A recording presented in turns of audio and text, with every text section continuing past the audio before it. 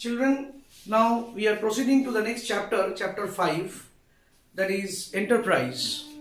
Now, we have studied about the other three factors of production: land, labor, capital, and to organize all these factors for the purpose of production. The fourth factor which comes into force is enterprise, or we call entrepreneurship. Okay, entrepreneurship. Enterprise is an organization. And who runs an organization? The entrepreneur. We call the entrepreneur. Entrepreneur is the proprietor or the owner who takes the risk of doing a business. So first in this chapter we need to learn, according to your syllabus, first we need to know what do we mean by an entrepreneur. Now an entrepreneur is a person who carries the risk of business and coordinates the activities of all other factors of production. Entrepreneur is the person who organizes other factors of production for the purpose of production, and who takes the risk of doing a business. So here is the definition of entrepreneur once again.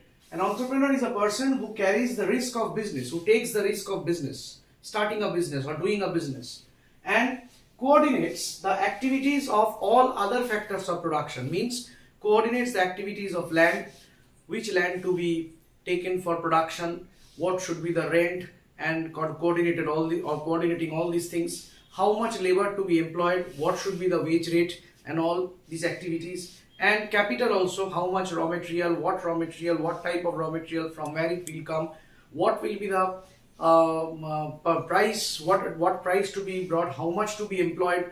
So all these coordination of other factors are done. Okay, the coordination is done by an entrepreneur. So this is the definition of entrepreneur that you need to learn.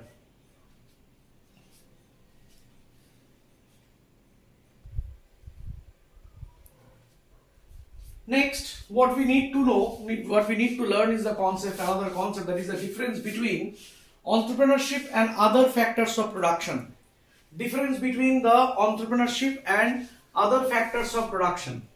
Number A, if you consider, is the income of an entrepreneur is residual in nature. Residual means what is left over. Now what happens when in a production process land is employed, labor is employed, and capital is employed, and entire activity is governed by or coordinated by an entrepreneur. Now, in such a process, the land rent is to be paid, labor wages are paid, for capital the interest is paid. Okay, all the payments for the capital, all the payments towards labor employment, all the payments for involvement of land or use of land are being done by the entrepreneur. After that, we generally call profit. After that, the profit part is being earned by the entrepreneur. Now, at times it may happen. So why it is called residual? Because after paying the requirements of payment for land, for labor, for capital, whatever is left is being enjoyed by an entrepreneur, or the income which is earned are being distributed because employment of land, employment of labor, and employment of capital. Okay, these are used in the production of goods and services. After that, what is left from the earning is residue, is the residual in nature. We say residual in nature. After that, what is left over is the profit of the entrepreneur. So that's why we say that the income of entrepreneur is residual in nature. Number A. Number 2, income of other factors are positive. Whatever the payment may be less or may be more, but for land whatever is paid, labor whatever labor earns whatever labor earns. Okay, or whatever payments are done for labor employment, whatever payment is being done for capital, they are all positive. But after paying all these, it may happen that there is a loss in the business. That loss is considered as a negative income of the entrepreneur. Hence, the entrepreneur's income may be negative because of a loss.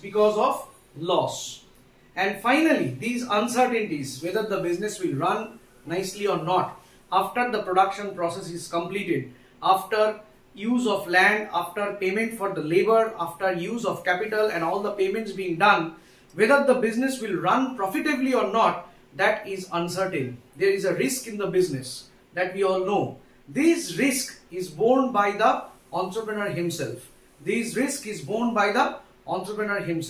Therefore, no other factors carry or bear the risk of business. The risk of business is entirely borne by the entrepreneur.